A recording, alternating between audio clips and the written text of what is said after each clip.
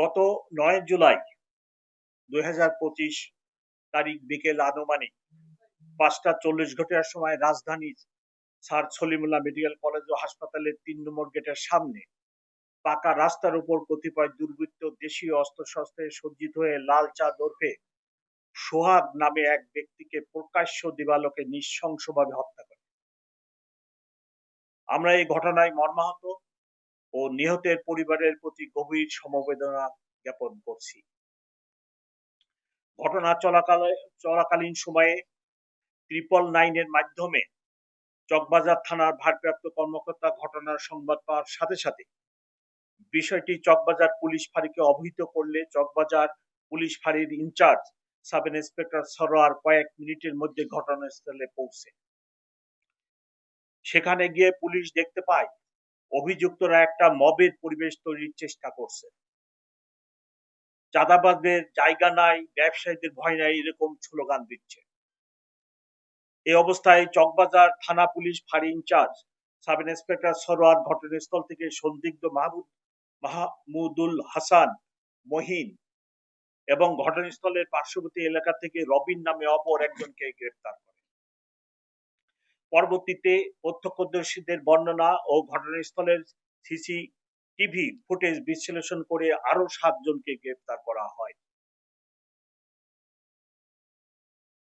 মোট গ্রেফতারের সংখ্যা 9। উল্লেখ্য যে ভিকটিম সোহাগকে উপর্যুপরি পাথর নিক্ষেপ করা ব্যক্তিকে চিহ্নিত করা গেলেও সেই সময় তার পরিচয় শনাক্ত করা যায়নি।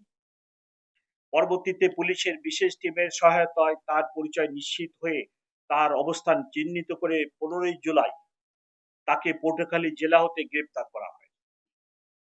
প্রাথমিক জিজ্ঞাসাবাদে জানা যায় তার নাম মোহাম্মদ রিজওয়ান উদ্দিন অভি, বাবার নাম মনোরঞ্জন বসু, মাতার নাম বিউটি দেব মিলা এবং সে একজন ধর্মান্তরিত মুসলিম। এই ঘটনায় পাথর নিক্ষেপকারী 2 জন সহ মোট 9 জন আসামিকে গ্রেফতার করা হয়েছে। অন্যান্য আসামিদের গ্রেফতারের চেষ্টা অব্যাহত আছে। এই হত্যাকাণ্ডের প্রকৃত রহস্য উদ্ঘাটনের জন্য ধৃত আসামিদের রিমান্ডে এনে জিজ্ঞাসাবাদ চলছে। ইতিমধ্যে এই ঘটনার এজাহার নিয়ে বিভিন্ন সামাজিক যোগাযোগ মাধ্যম ও গণমাধ্যমে বিভ্রান্তিমূলক তথ্য ছড়ানো হয়েছে। কিন্তু প্রকৃত ঘটনা হলো মামলার এজাহার দায়েরের জন্য প্রথমে তার সাবেক স্ত্রী লাকি আক্তার থানায় আসে। কিছুক্ষণের মধ্যে ভিকটিমের সৎ ভাই রনিও থানায় আসে। তারা নিজেদের মধ্যে সলা পরামর্শ করে 23 জনকে আসামি করে একটি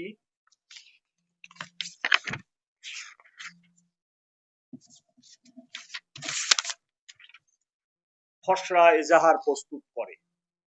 এরই মধ্যে ভিকটিমের আপন বড় বোন মঞ্জু আরা বেগম, বর্তমানে মামলার বাদীনি, থানায় এসে এজাহার দাখিলের আগ্রহ প্রকাশ করে।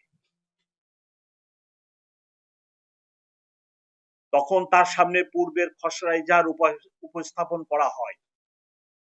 এ সময় বাদীনির মেয়ে উক্ত খসড়া এজাহারের ছবি তুলে রাখে, যা পরবর্তীতে সোশ্যাল মিডিয়ায় ছড়িয়ে পড়ে। ভিকটিমের বোন মঞ্জু আরা বেগম উক্ত খসড়া এজাহার থেকে 5 জনের নাম বাদ দিয়ে নতুন করে আরো একজনের নাম সংযোজন করত মোট 19 জনকে আসামি করে এজাহার দাখিল করে। তার লিখিত এজাহারের ভিত্তিতে কোতোয়ালী থানায় নিয়মিত মামলা নম্বর 7 রুজু করা হয় চলতি মাস। উল্লেখ্য যে কোন ঘটনার এজাহার একটি প্রাথমিক তথ্য বিবরণী মাত্র। এজাহারে উল্লিখিত ঘটনা তদন্ত সাপেক্ষে প্রয়োজনীয় সাক্ষ্য প্রমাণের ভিত্তিতে বিজ্ঞ আদালতে পুলিশ প্রতিবেদন দাখিল করে।